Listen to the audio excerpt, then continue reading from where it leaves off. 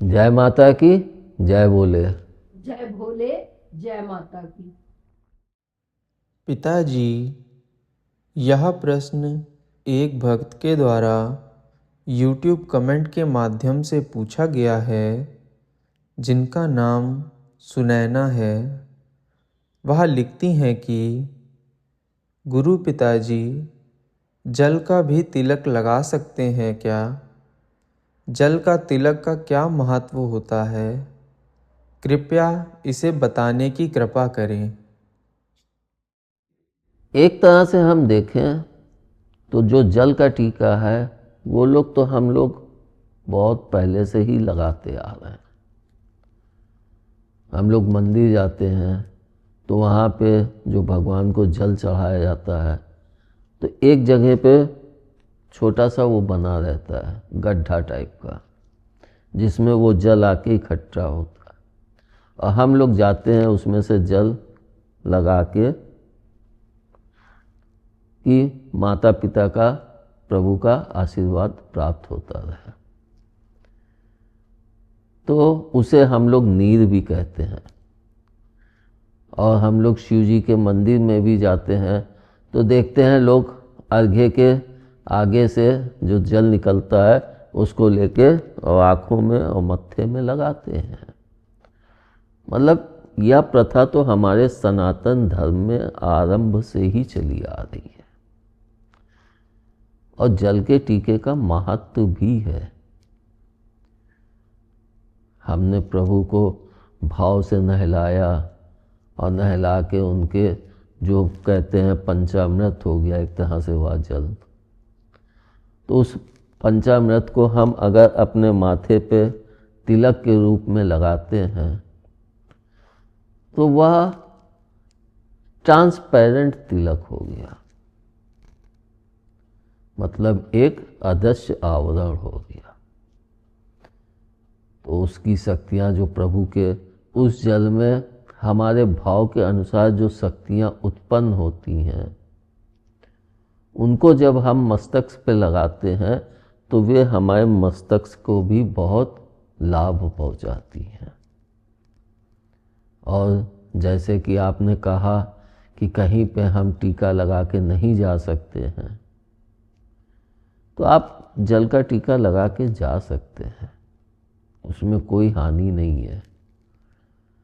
बस फर्क ये है कि जैसे रोली चंदन इनके जो टीके लगाते हैं तो ये ट्रांसपेरेंट तिलक नहीं है, ये एक आवरण है जो ढक जाते हैं।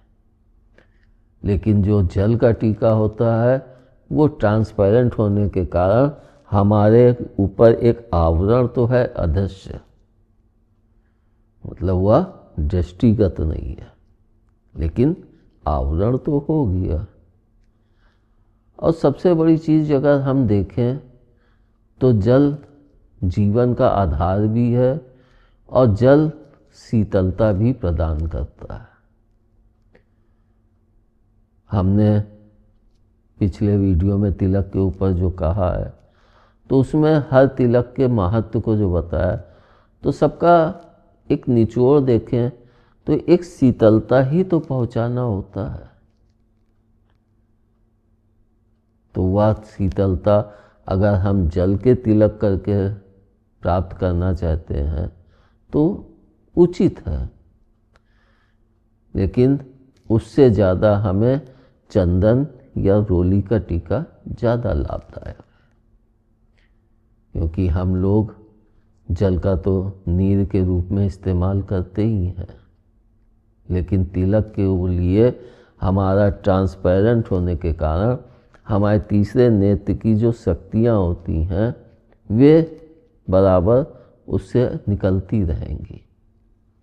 और अगर वही हम टीका रोली का लगा लें या चंदन का तो वो शक्तियों के ऊपर एक आवरण हो जाने से वे अंदर शांति रूप से स्थित रहती हैं। हर समय हमें अपने तीसरे नेत्र की शक्तियों को निष्कासित नहीं करते रहना चाहिए। अगर वे निकलती रहेंगी तो हमारे दिमाग में भी एक तरह से कहते नहीं है कि हर समय दिमाग चला करता है, शांति नहीं मिलती है। तो उसका सबसे बड़ा कारण यही होता है कि हमारे दिमाग की शक्तियाँ बाहर निकल रही हैं और वह रोली और चंदन मतलब जो आवरण थोड़ा ट्रांसपेरेंट नहीं होता है उसमें भी अच्छे से रुकती है। बाकी जल के टीके में कोई भी नुकसान नहीं है।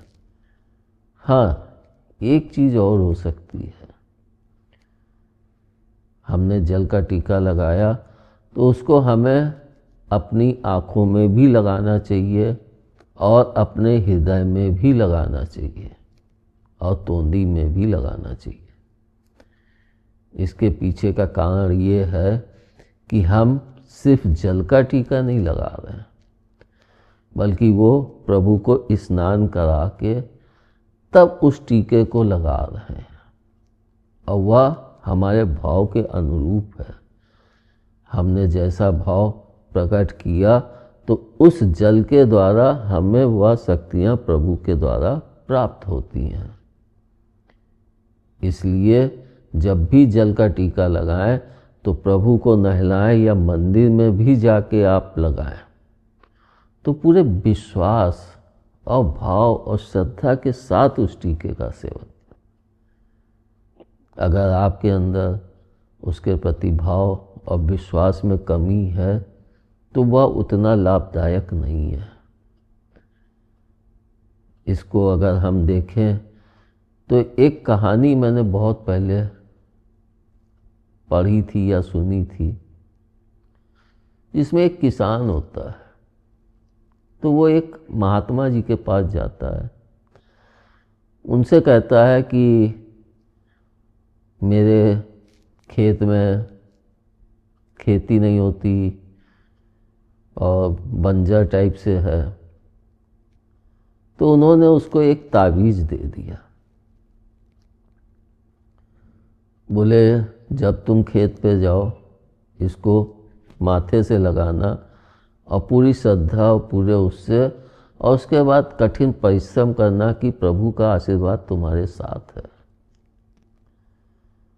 वह किसान खुशी खुशी उस तावीज़ को लेके गया और उसके बाद वह खेती में जाता था। जब खेत में तो उसको चूमता था, माथे से लगाता था कि प्रभु आशीर्वाद दें, आपकी खेती बहुत अच्छी हो। और फिर एक विश्वास उसके अंदर जग गया कि प्रभु मेरे साथ हैं। तो वह वहाँ पे खूब मेहनत करके उस बंजर ज़मीन में भी उपजाऊ बना दिया और जो ज़मीन उपजाऊ थी उसमें भी फसल बहुत अच्छी लहलाने लगी। वह बड़ा प्रसन्न हुआ और उस प्रसन्नता, उस खुशी में वह फिर से उन महात्मा जी के पास आया कि आपके आशीर्वाद से अब की मेरी खेती बहुत अच्छी हुई है, मेरी बंजर भूमि भी उपजाऊ हो गई है। आप हमें हमारे ऊपर हमेशा कृपा बनाए रखिए। तो वे महात्मा जी बोले कि देख इस ताबीज़ को उतार। बोले नहीं, इससे तो मुझे बहुत लाभ है। बोले 1 मिनट उतार। तो